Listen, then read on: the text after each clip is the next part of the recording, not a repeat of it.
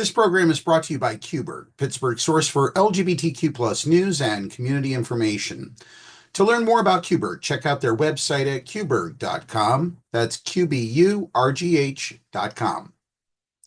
From the PEP Radio Newsroom, these are the stories we are covering at this hour. The Trump administration fired 20 immigration judges without explanation, a union official said Saturday, amid sweeping moves to shrink the size of the federal government.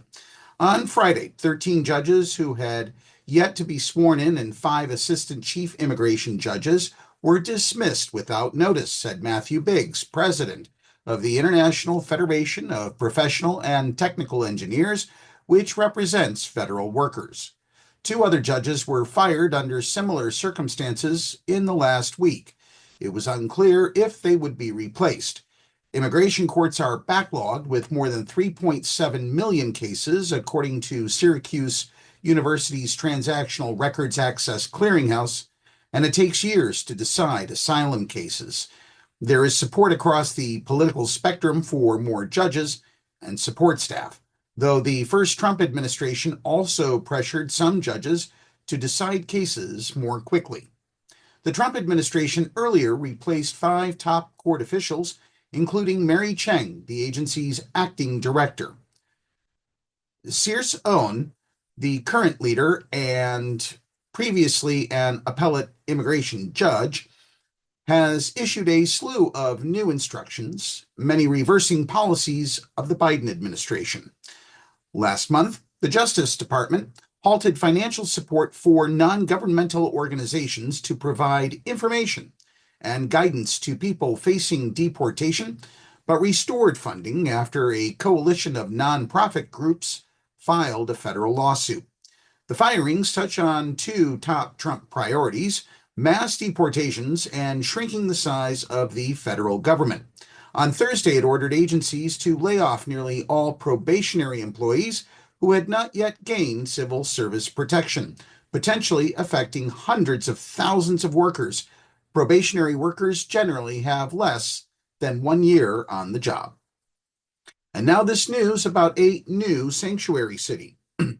The City Council in Worcester, Massachusetts voted overwhelmingly Tuesday night to make the state's second largest city a sanctuary for transgender and gender-diverse people.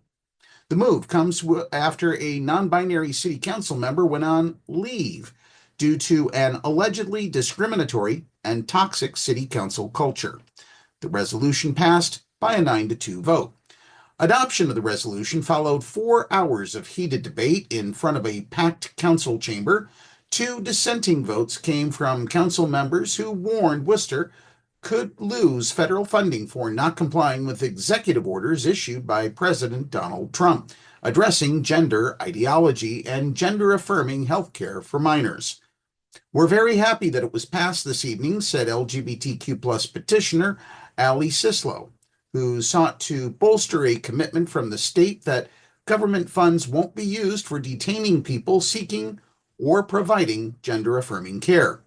It's sad that it wasn't unanimous, but I think we're very pleased that Worcester has decided to affirm existing Massachusetts law and to reiterate that Worcester is a sanctuary for trans or gender-diverse people, Sislow told the Telegram and Gazette.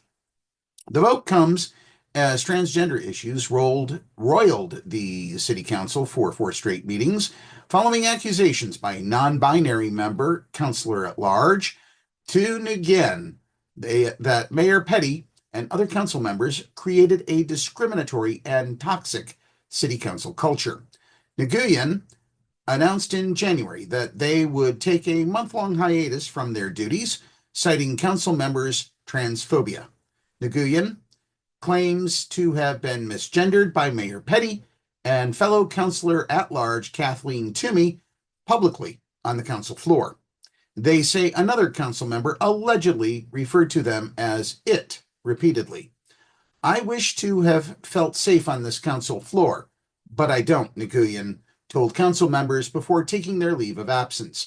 Nguyen, who took office 3 years ago, is Massachusetts's first non-binary elected official.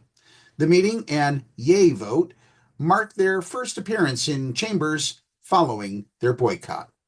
That's the news at this hour. If you watch our newscast on YouTube, please click the subscribe button. Be sure to download the Live 365 app to take PEP Radio with you wherever you go. And now back to more music on PEP Radio.